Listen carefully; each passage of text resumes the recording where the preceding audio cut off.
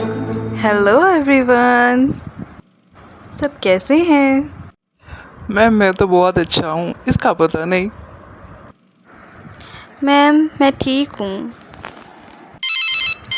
क्या हुआ नैना, क्या इसने फिर कोई शरारत कर दी क्या? मैम असल में रात में इसने मेरी कॉपी से खुद कॉपी किया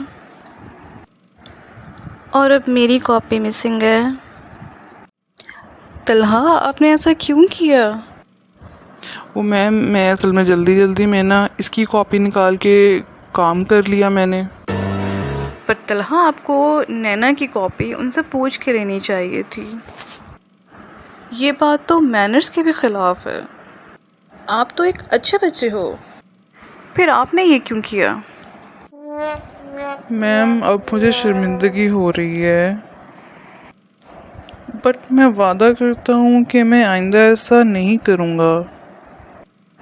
चलो, ये अच्छी बात है कि आपको एहसास तो हुआ। मैम आपसे एक रिक्वेस्ट करनी थी। जी कहिए। मैम आपने जो हमें मैट्रिक्स इन्वर्जन का मेथड सिखाया था, क्या आज हम उसकी कुछ प्रैक्टिस कर सकते हैं क्लास में? मैं नैना की कॉपी से कॉपी करने के चक्कर में उसको भूल गया। जी बिल्कुल, हम उसकी प्रैक्टिस क्लास में कर सकते हैं, मगर मेरी एक शर्त है। आपको वादा करना पड़ेगा कि आप हर रोज़ जो भी सीख के जाएंगे उसकी प्रैक्टिस लाजमी करेंगे, क्योंकि प्रैक्टिस ही तो चैम्पियन बनाती है। सो क्या ख्याल है मेरे चैम्पियंस, आज का लेक्चर हो जाए? Yes ma'am. Yes ma'am. तो फिर आइए ड्राइव द मैथ्स में सीखते हैं।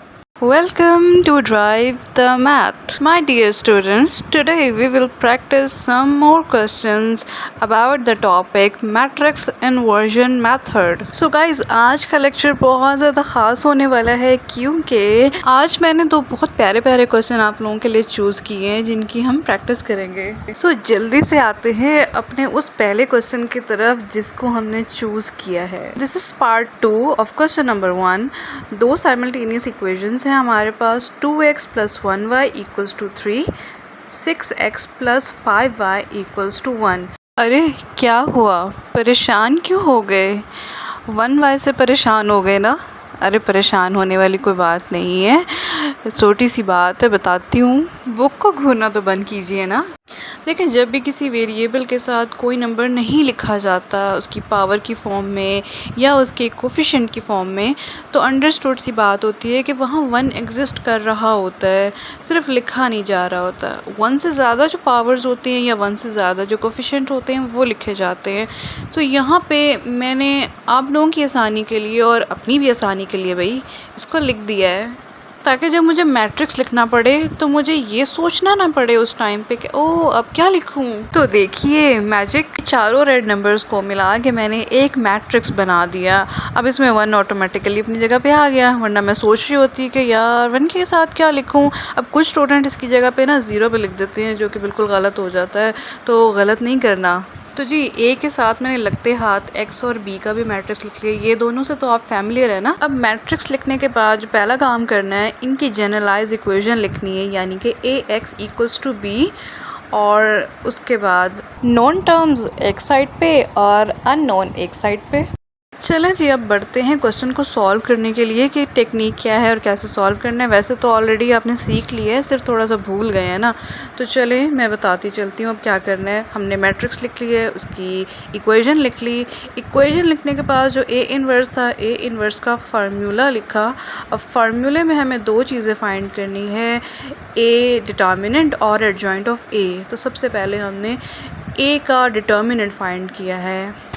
डिटर्मिनेंट हमारे पास 4 आया है। सो ऐसे ये हो गया नॉन सिंगुलर, और नॉन सिंगुलर होने के साथ ही हमने फ़ौरन से एडजॉइंट को भी जो है वो लिखने की जसारत कर ली। लेफ्ट डायगोनल की जगह को बदल दिया और राइट डायगोनल के साइन को। सो गाइज, ए इनवर्स की वैल्यू हो चुकी है फाइंड, और हमने दोनों यानी कि डिटर्मिनेंट ऑफ ए और एडजॉइंट ऑफ ए दोनों की वैल्यूज़ को अपनी अपनी जगह पे रख दिया, मतलब लिख दिया ना। समझ तो गए हैं? समझ लो जी आधा काम तो हो गया। अब जो जनरलाइज इक्वेशन थी ना x equals to a inverse into b, उसमें अपनी अपनी वैल्यूज़ को अपनी अपनी जगह पे लिख के ज़रा मुतमईन हो जाते हैं। कभी कभी जब चीज़ें सही होने लगती है ना तो हम ज़रा मुतमईन भी हो जाते हैं। तो मेरा ख्याल है अभी मुतमईन होना शुरू हो गए होंगे। यहाँ फिर से बी ने कहानी डाली a इनवर्स के एडजॉइंट वाले मैट्रिक्स के साथ और उसने कहा कि मल्टीप्लाई कर दिया जाए, और हम भी इसमें आफियत जानेंगे क्योंकि और कोई चारा जो नहीं है। मल्टीप्लाई किया और मल्टीप्लाई करने के बाद ये कुछ इस तरह से आंसर आया। सब कुछ सॉर्ट आउट करने के बाद जो सबसे टॉप पे वैल्यू है वो 14 है और जो उसके नीचे वैल्यू है -16। इसके बाद क्या करेंगे? क्या ये आंसर आ गया? अरे नहीं ना, आंसर नहीं आया। अभी तो बाहर 1/4 भी रहता है। तो जनाब वक्त ज़ाया किए बगैर करते हैं इस 1/4 का भी कुछ हल। इस 1/4 को अंदर की दोनों टर्म्स के साथ मल्टीप्लाई कर देना है, और दूसरे लफ्ज़ों में हम ये कह सकते हैं कि 4 से इन दोनों एंट्रीज़ को डिवाइड कर देना है।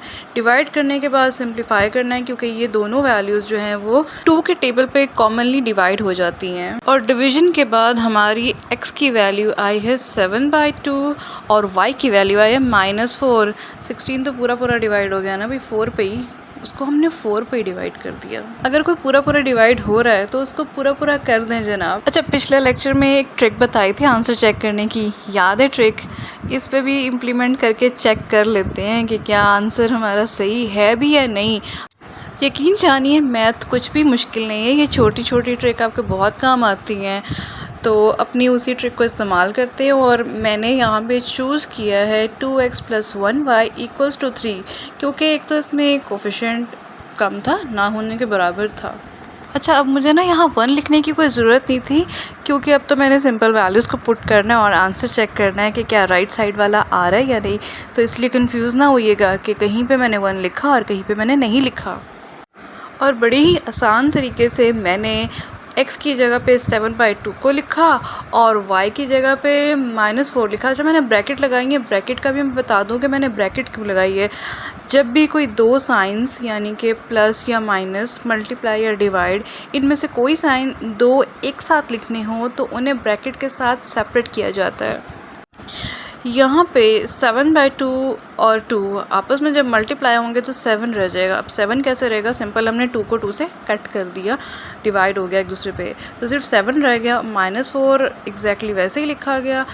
और नेक्स्ट स्टेप में 7 - 4 करने से 3 आ गया, जो कि एग्जैक्टली राइट हैंड साइड के बराबर है ना। तो इसका मतलब है कि आंसर तो हमारा ठीक हो गया जनाब।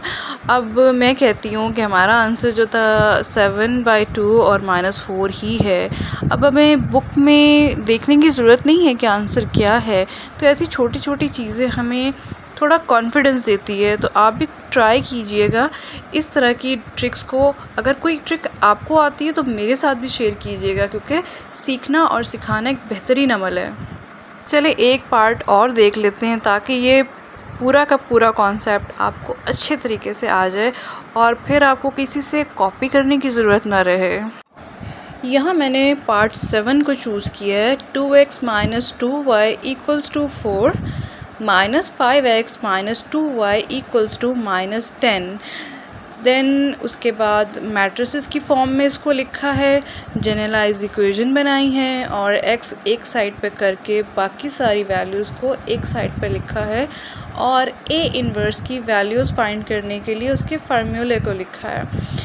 उसके बाद डिटर्मिनेंट ऑफ a फाइंड किया है। नॉन सिंगुलर होने की वजह से हम एडजॉइंट भी फाइंड करेंगे। एडजॉइंट फाइंड करने के बाद a इनवर्स में वैल्यूज़ को अपनी अपनी जगह पे पुट कर दिया। और एक चीज़ याद रखिए कि डिटर्मिनेंट की वैल्यू -14 है, तो ये माइनस हमने 14 के साथ लिखना है, इसको भूलना नहीं है। देन स्ट्रेट अवे हमने अपनी जो जनरल इक्वेशन बनाई थी उसमें सारी वैल्यूज़ को पुट करना है, और ये जो दो मैट्रिक्स नज़र आ रहे हैं इनको आपस में मल्टीप्लाई कर देना है। मल्टीप्लाई करने के बाद जो हमारा आंसर आएगा वो है -28 और 0, यानी कि मैट्रिक्स के अंदर -28 और 0 है। अब ये जो -14 बाहर है ना, इस -14 से इन दोनों एंट्रीज़ को डिवाइड कर देंगे। अच्छा, 0 के साथ जब भी किसी चीज़ की डिवीज़न होती है ना तो वो 0 आंसर देता है, यानी कि अगर 0 को डिवाइड किया जा रहा है तो वो हमेशा 0 आंसर देगा। अच्छा जी, यहाँ पे डिवीज़न के बाद जो हमारा आंसर आया है ना वो x = 2 है और y = 0 ज़ीरो है। अब 2 क्वेश्चन हम अच्छे से आज प्रैक्टिस कर चुके हैं, तो बाकी जो 6 पार्ट्स रह गए ना, वो अब आपकी ज़िम्मेदारी है। कीजिएगा और मुझे बताइएगा, बल्कि मुझे भी उसका सॉल्यूशन भेजिएगा कि आपने उसको किस तरीके से किया, और कोई ट्रिक भी लगाई या बस सादा करके तो बस पीछे से बुक के आंसर चेक किया और कहा कि हो गया। डियर स्टूडेंट्स, मैं आपको शॉर्ट ट्रिक के हवाले से एक बात बताती चलूँ कि ये इस क्वेश्चन का पार्ट नहीं है, यानी आपको एग्ज़ाम में कभी भी नहीं कहा जाएगा कि आप इसको प्रूफ भी करें कि जो आंसर लाए हो वो ठीक भी है या नहीं। आपने सिंपल उसका आंसर देना है। अब ये ट्रिक मेरी तरफ से थी आपके लिए एज अ गिफ्ट कि आप अपना आंसर चेक कर लो, यानी कि एग्ज़ाम में आप अपने आंसर को खुद से चेक कर सकते हो कि जो आंसर किया है, जो सॉल्यूशन किया है, वो ठीक है भी या नहीं। इसी बात के साथ ये लेक्चर तो हुआ कंप्लीट। इस हवाले से कोई भी क्वेश्चन पूछना चाहते हैं, इस ईमेल पर रब्ता कीजिएगा। मेरे चैनल को सब्सक्राइब कीजिएगा, लाइक कीजिएगा और शेयर भी कीजिएगा, क्योंकि sharing is caring. Thank you for watching. अल्लाह हाफ़िज़।